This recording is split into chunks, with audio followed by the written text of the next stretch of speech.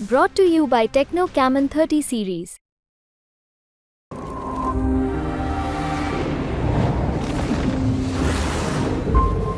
इथे विकासाचा मुद्दा असता, इथे भविष्याचा मुद्दा असता, बीड जिल्ह्याच्या जडणघडणीचा मुद्दा असता तर ही निवडणूक वेगळी राहिली असते. पण ते मुद्दे नव्हते. हे आपल्या जगाने पाहिलेलं आहे. या जगात घडणाऱ्या प्रत्येक गोष्टीचा लोकशाहीमध्ये मतदानावर परिणाम होत असतो, चांगला किंवा वाईट.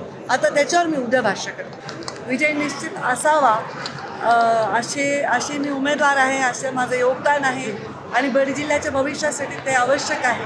तर एवढी प्रार्थना करते की माझा विजय असावा आणि त्यांनी मला लोकांची सेवा करायची संधी मिळाली. संघर्ष माझ्या वाट्याला येतो कारण कदाचित माझे तशीच म्हणजे माझा जीवनाचा प्रवासच तसा असावा आणि संघर्ष येतो म्हणूनच घडतो माणूस. एवढ्या संघर्षातही आपली वैचारिक पातळी, शाब्दिक पातळी, आपल्या आचरणाची पातळी आम्ही ढळू दिली नाही. हे मुंडे साहेबांचे संस्कार आहेत. आणि जेव्हा मोठा संघर्ष येतो, जितना कठीण संघर्ष होगा जीत उतनी ही शानदार होगी, हे विवेकानंदांचं वाक्य आहे. आणि आज विवेकानंदांच्या स्मारकावर आमचे मोदीजी तिकडे तपश्चर्या करतायत, ध्यान करतायत. त्यांच्या त्या ध्यानाचे आशीर्वाद आम्हालाही नक्की मिळतील असं मला वाटतं. वंचितांचा वाली आणि वाणी बनण्यासाठी राजकारणात आलो हे मुंडे साहेबांचं वाक्य मला सतत आठवत होतं. आणि वंचितांचा वाणी आणि वाली बनण्यासाठी संघर्षाशिवाय पर्याय नाही हे माहीत होतं.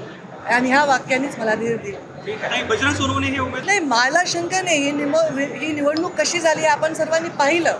त्यामुळं माझ्या विरुद्ध उमेदवार कोण होते हा मुद्दा नसून या उमेदवार या निवडणुकीचा मुद्दा काय होता, प्रचाराचा मुद्दा काय होता हा विषय आहे. इथे विकासाचा मुद्दा असता, इथे भविष्याचा मुद्दा असता, बीड जिल्ह्याच्या जडणघडणीचा मुद्दा असता तर ही निवडणूक वेगळी राहिली असते. पण ते मुद्दे नव्हते. हे आपल्या जगाने पाहिलेलं आहे. पण ते मुद्दे लोक हृदयात ठेवून मतदानात रूपांतर करतील अशी मला अपेक्षा आहे. त्यांचा म्हणायचं नाही मला. या जगात घडणाऱ्या प्रत्येक गोष्टीचा लोकशाहीमध्ये मतदानावर परिणाम होत असतो, चांगला किंवा वाईट. आता त्याच्यावर मी उद्या भाष्य करते.